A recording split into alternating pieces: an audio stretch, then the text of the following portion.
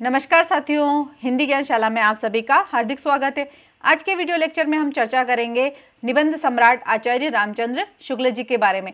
यहाँ पर हम उनके जीवन परिचय और उनकी रचनाएं तथा प्रेमगन की छाया स्मृति, जो कि अंतरा भाग 2 कक्षा 12 की पुस्तक है, उसमें इनका संस्मरणात्मक निबंध दिया गया है, उसका हम अध्ययन करेंगे। साथ ही साथ मैं आपको बताना चाहूंगी कि हमने पद्य भाग जो है अंतरा भाग 2 का, वो हमने पूर्ण कर लिया है। अगर आप उसे देखना चाहते हैं तो प्लेलिस्ट में जाकर देखिएगा। तो चलिए स्टार्ट करते हैं। आचार्य रामचंद्र शुक्ल। आचार्य रामचंद्र शुक्ल का जन्म 1884 ईस्वी में हुआ तथा इनका निधन 1941 ईस्वी में हुआ। आचार्य रामचंद्र शुक्ल का जन्म यूपी के बस्ती जिले के अगोना गांव में हुआ था तथा इनकी प्रारंभिक शिक्षा उर्दू, फारसी और अंग्रेजी में हुई। उनकी जो विधिवत शिक्षा है वो इंटरमीडिएट तक ही हो पाई थी। बाद में उन्होंने स्वाध्याय द्वारा अंग्रेजी, संस्कृत, बांग्ला और हिंदी के प्राचीन तथा नवीन साहित्य का गंभीरतापूर्वक अध्ययन किया। कुछ समय तक वे मिर्जापुर के मिशन हाई स्कूल में चित्रकला के अध्यापक रहे तथा सन 1905 में वे काशी नागरी प्रचारणी सभा में हिंदी शब्द सागर के निर्माण कार्य में सहायक संपादक के पद पर नियुक्त होकर काशी आ गए। बाद में वे काशी विश्वविद्यालय में हिंदी के प्राध्यापक बने। बाबू श्याम सुंदर दास जी के अवकाश ग्रहण करने के पश्चात वे हिंदी विभाग के अध्यक्ष के पद पर कार्य करते रहे तथा इसी पद पर कार्य करते हुए उनका निधन भी हुआ तथा काशी जो है इनकी कर्मस्थली रही हैं। आचार्य रामचंद्र शुक्ल हिंदी के उच्च कोटि के आलोचक, इतिहासकार और साहित्यिक चिंतक थे। विज्ञान, दर्शन, इतिहास, भाषा विज्ञान, साहित्य और समाज विभिन्न पक्षों के जो विभिन्न पक्ष हैं उनसे संबंधित लेखों, पुस्तकों, मौलिक लेखन, संपादन और अनुवादों के बीच उनका जो ज्ञान संपन्न, व्यापक और व्यक्तित्व उभरता है वह बेजोड़ है। उन्होंने भारतीय साहित्य की नई अवधारणा प्रस्तुत की तथा हिंदी आलोचना का नया स्वरूप विकसित किया। हिंदी साहित्य के इतिहास को व्यवस्थित करते हुए उन्होंने हिंदी कवियों की सम्यक समीक्षा भी की तथा इतिहास में उनका जो स्थान था वो भी निर्धारित किया। आलोचनात्मक लेखन के अलावा उन्होंने भाव और मनोविकार संबंधी उच्च कोटि के निबंधों की भी रचना की है। शुक्ल जी का गद्य शैली जो है उनकी विवेचनात्मक है। उनमें विचारशीलता, सूक्ष्म तर्क योजना, सहृदयता का योग है। व्यंग और विनोद का प्रयोग करते हुए वे अपनी गद्य शैली को जीवंत और प्रभावशाली बनाते हैं। उनके लेखन में विचारों की दृढ़ता, निर्भीकता और आत्मविश्वास की एकता देखने को मिलती है। उनका शब्द चयन और शब्द संयोजन काफी व्यापक है, यानी कि शब्दों का चयन करना और उन शब्दों को संजोना ये उनकी रचनाओं का प्रमुख विषय है, जिसमें तत्सम शब्दों से लेकर प्रचलित उर्दू शब्दों तक का प्रयोग दिखाई देता है। यानी कि उन्होंने हिंदी के जो तत्सम शब्द जो संस्कृत से आए हैं उन्हें और उर्दू के जो प्रचलित शब्द हैं उनका प्रयोग अपनी गद्य में और पद्य में किया है। अत्यंत सार गर्भित विचार विधान, सूत्रात्मक वाक्य रचना इनकी गद्य शैली की प्रमुख विशेषता रही है। आचार्य शुक्ल की कीर्ति का अक्षय स्रोत उनके द्वारा लिखित हिंदी साहित्य का इतिहास है। ये लाइन महत्वपूर्ण है। इसे उन्होंने पहले हिंदी शब्द सागर की भूमिका के रूप में लिखा था, जो बाद में परिष्कृत और संशोधित करके एक पुस्तक के रूप में प्रकाशित हुआ। उनके अन्य महत्वपूर्ण ग्रंथ जो हैं वो हैं गोस्वामी तुलसीदास, सूरदास, चिंतामणि। चिंतामणि 4 खंडों में विभक्त हैं, जबकि चिंतामणि जो प्रथम बार आई थी वो विचार विधि के नाम से इन्होंने प्रकाशित की थी। फिर उसको संशोधित करके उन्होंने चिंतामणि नाम दिया। और रस मीमांसा। इसके अलावा उन्होंने जायसी ग्रंथावली और भ्रमर गीत सार का भी संपादन किया तथा उनकी लंबी भूमिकाएं भी उन्होंने लिखी हैं। संस्मरणात्मक जो निबंध है प्रेमगन की छाया स्मृति, शुक्ल जी के हिंदी भाषा और साहित्य के प्रति अपने रुझानों का बड़ा ही रोचक वर्णन उन्होंने किया है। उनका जो बचपन था साहित्यिक जो परिवेश से भरा पूरा था। बाल्यावस्था से ही किस प्रकार भारतेंदु एवं उनके मंडल के अन्य रचनाकारों में विशेषतः प्रेमगन के सानिध्य में शुक्ल जी ने का जो साहित्यकार आकार ग्रहण करता है उसकी अत्यंत मनोहर झांकी प्रस्तुत की है। यहाँ पर प्रेमगन के व्यक्तित्व ने शुक्ल जी की समवयस्क मंडली को किस प्रकार से प्रभावित किया, हिंदी के प्रति किस प्रकार आकर्षित किया है तथा किसी रचना के व्यक्तित्व निर्माण आदि संबंधी पहलुओं का बड़ा ही चित्ताकर्षक चित्रण इस निबंध में किया गया है। तो चलिए निबंध पढ़ते हैं। प्रेमगन की छाया स्मृति। मेरे पिताजी फारसी के अच्छे ज्ञाता तथा पुरानी हिंदी कविता के बड़े प्रेमी थे। फारसी कवियों की उक्तियों को हिंदी कवियों की उक्तियों के साथ मिलाने में उन्हें बड़ा आनंद आता था। यानी कि शुक्ल जी के पिताजी थे, वे फारसी और हिंदी दोनों के ही अच्छे ज्ञाता थे। उन्हें फारसी के जो कवि हैं और हिंदी के जो कवि थे उनकी जो उक्तियां हैं उन्हें मिलाकर उनको पढ़ने में बहुत आनंद आता था। वे रात को रामचरितमानस जो कि तुलसीदास जी ने लिखी है, रामचंद्रिका जो कि केशव दास जी द्वारा रचित है, घर के सभी लोगों को एकत्र करके चित्ताकर्षक ढंग से पढ़ा करते थे। यानी कि बहुत ही आकर्षक ढंग से उनको पढ़कर सुनाया करते थे। आधुनिक हिंदी साहित्य में भारतेंदु जी के नाटक उन्हें बहुत प्रिय थे। उन्हें भी वे कभी कभी सुनाया करते थे। जब उनकी बदली हमीरपुर जिले की राठ तहसील से मिर्जापुर में हुई तब मेरी अवस्था 8 वर्ष की थी। यानी कि जब शुक्ल जी के पिताजी की बदली हुई तब शुक्ल जी की आयु 8 वर्ष की थी। उसके पहले ही से भारतेंदु के संबंध में एक अपूर्व मधुर भावना मेरे मन में जगी रहती थी। सत्य हरिश्चंद्र नाटक के नायक राजा हरिश्चंद्र और कवि हरिश्चंद्र में मेरी बाल बुद्धि कोई भेद नहीं कर पाती थी। यानी कि राजा हरिश्चंद्र जो थे और भारतेंदु हरिश्चंद्र जी थे कवि, उनमें और राजा हरिश्चंद्र में वो अंतर नहीं कर पाते थे कि वो उन्हें लगता था कि ये दोनों ही एक ही हैं। हरिश्चंद्र जो शब्द हैं से दोनों की एक मिलीजुली भावना एक अपूर्व माधुर्य का संचार मेरे मन में करती थी। मिर्जापुर आने पर कुछ दिनों में सुनाई पड़ने लगा कि भारतेंदु हरिश्चंद्र के एक मित्र यहाँ मिर्जापुर में रहते हैं जो कि हिंदी के एक प्रसिद्ध कवि हैं और उनका नाम क्या था? उपाध्याय बद्रीनारायण चौधरी प्रेमगन। भारतेंदु मंडल की किसी सजीव स्मृति के प्रति मेरी कितनी उत्कंठा रही होगी यह अनुमान करने की बात है। यानी कि उनसे मिलने के लिए, उनको सजीव रूप में देखने के लिए कवि किस प्रकार उत्कंठित रहा होगा ये कवि बता रहा है। मैं नगर से बाहर रहता था। एक दिन बालकों की मंडली जोड़ी गई, यानी कि जो भी बालक थे वो इकट्ठे हुए जो चौधरी साहब के मकान से परिचित थे। वे अगुआ हुए, यानी कि वे आगे हुए, जो परिचित थे वो आगे चले। मील 1.5 का सफर तय हुआ। पत्थर के एक बड़े मकान के सामने हम लोग जाकर खड़े हो गए। नीचे का बरामदा खाली था,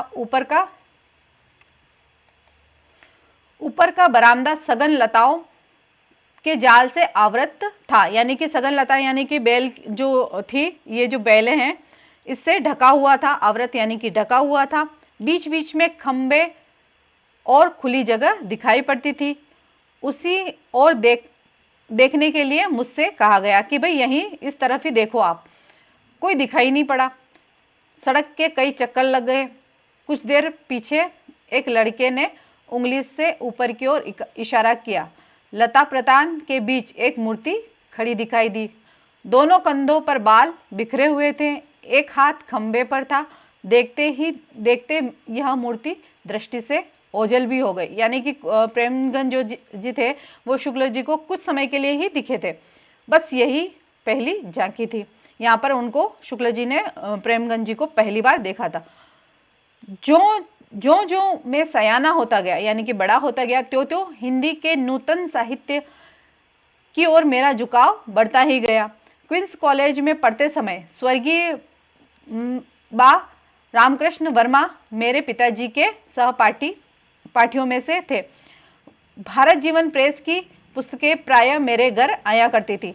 तो किस प्रेस की पुस्तकें आती थी? भारत जीवन प्रेस जो थी उसकी पुस्तकें शुक्ल जी के घर पे आया करती थी। पर अब पिताजी उन पुस्तकों को छिपाकर रखने लगे। उन्हें डर हुआ कि कहीं मेरा चित्त यानी कि मन जो है स्कूल की पढ़ाई से हट न जाए, मैं कहीं बिगड़ न जाऊं। उन्हीं दिनों पंडित केदारनाथ जी पाठक एक हिंदी पुस्तकालय खोला था। पंडित केदारनाथ जी जो थे उन्होंने हिंदी पुस्तकालय खोला। मैं वहां से पुस्तकें ला ला कर पढ़ा करता। एक बार एक आदमी के साथ करके मेरे पिताजी ने मुझे बारात में काशी भेजा। मैं उसी के साथ घूमता फिरता चौखंबा की ओर जा निकला। वहीं पर एक घर में से पंडित केदारनाथ जी पाठक निकलते दिखाई दिए। पुस्तकालय में वे मुझे प्राय देखा करते थे, इससे मुझे देखते ही वे वहीं खड़े हो गए। बात ही बात में मालूम हुआ कि जिस मकान में से वे निकले थे वह भारतेंदु जी का ही घर था।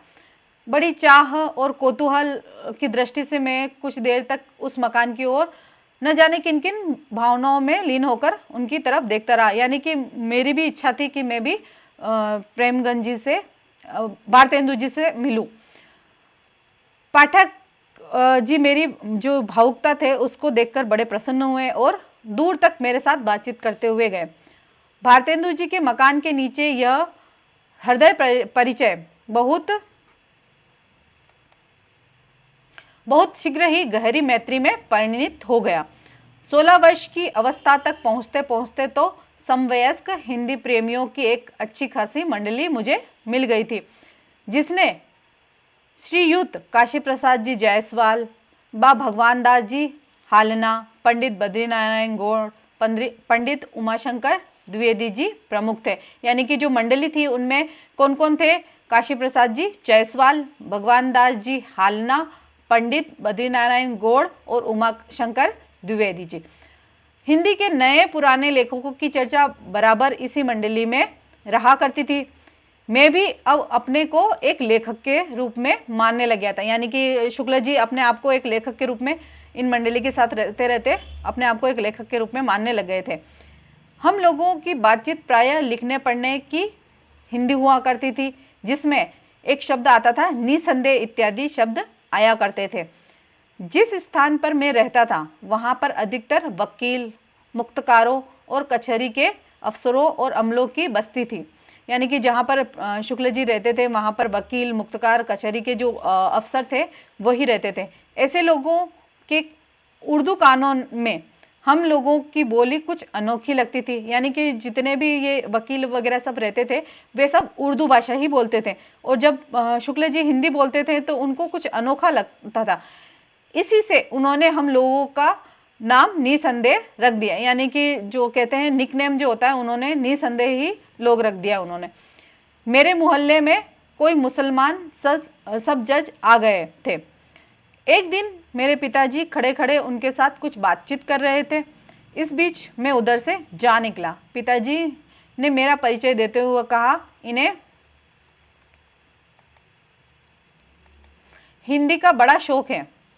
ये बात पिताजी ने बोली और चट से जवाब मिला, जज साहब का आपको बताने की जरूरत नहीं है, मैं तो इनकी सूरत देखते ही इस बात से वाकिफ हो गया। यानी कि मैं तो इनकी जो शक्ल है उसको देखते ही समझ गया।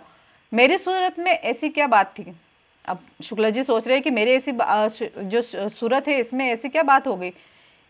यह इस समय नहीं कह सकता, आज से 30 वर्ष पहले की बात है। चौधरी साहब से तो अब अच्छी तरह से परिचय हो गया था। अब उनके यहाँ मेरा जाना एक लेखक के हैसियत से होता था। यानी कि अब जो शुक्ल जी थे वो एक लेखक के हैसियत से चौधरी साहब जो प्रेमगंज जी है उनके यहाँ पर जाते थे। हम लोग उन्हें एक पुरानी चीज समझा करते थे। इस पुरातत्व की दृष्टि से प्रेम और कौतूहल का एक अद्भुत मिश्रण रहता था। यहाँ पर यह कह देना आवश्यक है कि चौधरी साहब जो थे वो अच्छे खासे हिंदुस्तानी रईस थे। बसंत पंचमी, होली इत्यादि अवसरों पर उनके यहाँ पर खूब नाच रंग और उत्सव हुआ करते थे। उनकी हर एक अदा से रियासत और तबीयतदारी टपकती थी। कंधों तक बाल लटकते रहे हैं। आप इधर से उधर टहल रहे हैं। एक छोटा सा लड़का पान की तश्तरी लिए पीछे पीछे चल लगा हुआ है। यानी कि जो उनकी जो रियासती जो भाव था उनके मन, जो पहनावे में, उनके चाल ढाल में, रंग रूप में, वो साफ साफ उनको शुक्ल जी को दिखाई देता था। बात की काट छाट का क्या कहना, यानी हर बात को वो काट छाट कर ही बोलते थे। जो बातें उनके मुंह से निकलती थी उसमें एक विलक्षण वक्रता रहती थी। उनकी बातचीत का ढंग उनके लेखकों से एकदम निराला होता था। नौकरों तक के साथ उनका संवाद सुनने लायक होता था। यानी कि जब नौकरों से वो बातचीत करते थे तब वो उनकी बातचीत सुनने लायक होती थी। अगर किसी नौकर के हाथ से कभी कोई गिलास वगैरह गिरा तो उनके मुंह से यही निकला कि कारे बचा तो नहीं कि बचा कि नहीं। उनके प्रश्नों के पहले क्यों साहब अक्सर लगा रहता था। यानी कि चौधरी साहब जो थे प्रेमगंज जी, उनके कोई भी प्रश्न अगर वो पूछते थे तो क्यों साहब अक्सर करके वो लगा देते थे। वे लोगों को प्रायः बनाया करते थे, यानी कि उनका मजाक बनाते रहते थे। इससे उनसे मिलने वाले जो भी लोग थे वो भी उन्हें बनाने की फिक्र में ही रहा करते थे। मिर्जापुर में पुरानी परिपाटी के एक बहुत ही प्रतिभाशाली कवि रहते थे जिनका नाम था वामनाचार्य गिरी। एक दिन वे सड़क पर चौधरी साहब के ऊपर एक कविता जोड़ते चले जा रहे थे। अंतिम चरण रह गया था कि चौधरी साहब अपने बरामदे में कंधों पर बाल छिटकाए खंबे के सहारे खड़े दिखाई पड़े। चट से कवित्व पूरा हो गया वामन जी का, तो कि वामन जी ने नीचे से यह कवित्व ललकारा जिसका अंतिम अंश था खंबा टेकी खड़ी जैसे नारी मुगलाने की। यानी कि उन्होंने चौधरी साहब को कह दिया कि ये तो ऐसे लग रहे हैं जैसे कि कोई मुगलों की महिला खड़ी हो। एक दिन कई लोग बैठे बातचीत कर रहे थे कि इतने में पंडित जी आ गए। चौधरी साहब ने पूछा, कहिए क्या हाल है? पंडित जी ने बोला, कुछ नहीं, आज एकादशी थी, कुछ जल खाया है और चले आ रहे हैं। तो चौधरी साहब जो थे उन्होंने प्रश्न पूछा कि जल ही खाया है, कुछ फलाहार भी पिया है कि नहीं? एक दिन चौधरी साहब एक पड़ोसी के यहाँ पहुंचे। देखते ही सवाल हुआ, क्यों साहब?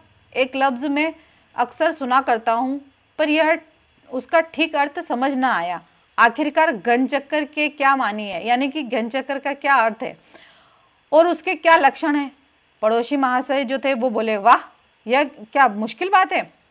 एक दिन रात को सोने से पहले कागज कलम लेके सवेरे तक, रात तक जो काम किए हैं वो सब लिख जाइए और पढ़ते जाइए, अपने आप पता चल जाएगा। मेरे सहपाठी पंडित लक्ष्मी नारायण चौबे, भगवान दास हालना, भगवान दास मास्टर, उन्हें उर्दू बेगम के नाम से बड़ी ही विनोदपूर्ण कविता लिखी जिसमें उर्दू की उत्पत्ति, प्रचार आदि का वृतांत एक कहानी के ढंग पर किया गया था। इत्यादि कई आदमी गर्मी के दिनों में छत पर बैठे चौधरी साहब से बातचीत कर रहे थे। चौधरी साहब के पास ही एक लैंप जल रहा था। लैंप की बत्ती एक बार की भभकने लगी। चौधरी साहब नौकरों को आवाज देने लगे। मैंने चाहा कि मैं बढ़कर, यानी कि शुक्ल जी जो थे उन्होंने चाहा कि वो बढ़कर बत्ती को गिरा दें, पर पंडित लक्ष्मी नारायण ने तमाशा देखने के विचार से मुझे रोक लिया। चौधरी साहब कहते जा रहे थे, अरे जब फूट जाए तबे चलत आव, यानी कि जब फूट ही जाएगी तभी तुम, नौकरों को आवाज लगाते हुए कह रहे थे कि जब ये फूट जाएगी तभी तुम लोग आओगे। अंत में चिमनी जो थी वो ग्लोब सहित चकनाचूर हो गई, पर चौधरी साहब का हाथ लैंप की तरफ नहीं बढ़ा, यानी कि उन्होंने खुद आगे होकर उस बत्ती को नहीं बुझाया। उपाध्याय जी नागरी को भाषा मानते थे और बराबर नागरी भाषा में लिखा करते थे। उनका कहना था कि नागर अपभ्रंश से जो शिष्ट लोगों की भाषा विकसित हुई है वही नागरी कहलाई। यानी कि प्रेमगंज जो थे वो नागर अपभ्रंश से जो भाषा निकली है उसी को नागरी मानते थे। इस प्रकार वे मिर्जापुर न लिखकर मिर्जापुर लिखते थे, जिसका अर्थ वे करते थे लक्ष्मीपुर, यानी कि मीर का अर्थ होता है लक्ष्मी, जा का अर्थ होता है समुद्र, और पुत्री और पुर। अब इसके शब्दार्थ देखते हैं। उत्कंठा यानी कि लालसा, बेचैनी। आवृत पूरी तरह से ढका हुआ, घेरा हुआ। लता प्रतान, लता का फैलाव यानी कि बेलों का फैलाव, लता तंतु। परिणत अन्य रूप में बदला हुआ, परिणाम या रूपांतरित किया हुआ। मुख्तार अधिकार प्राप्त व्यक्ति, व्यक्ति विशेष के प्रतिनिधि के रूप में कार्य करने वाला अधिकारी यानी कि एजेंट। अमला कर्मचारी मंडल। वाकिफ जानकार, परिचित। वक्रता यानी कि टेढ़ापन, कुटिलता। परिपाटी सिलसिला, रीति। अपभ्रंश प्राकृत भाषाओं का परिवर्तित रूप, जिसने उत्तर भारत की आधुनिक आर्य भाषाओं की, जिससे जो उत्तर भारत की आर्य भाषाएं हैं उनकी उत्पत्ति मानी जाती है। चित्ताकर्षक मन को आकर्षित करने वाला। तो आज हमने प्रेमगन की छाया स्मृति जो निबंध है, संस्मरणात्मक निबंध, उसका अध्ययन किया है। अगर आपको मेरा वीडियो पसंद आता है तो उसे लाइक कीजिए, सब्सक्राइब कीजिए और अपने अन्य मित्रों को जो कि फर्स्ट ग्रेड, सेकेंड ग्रेड या 12th के स्टूडेंट हैं उन्हें शेयर कीजिए ताकि ये इनका लाभ ले सके। धन्यवाद।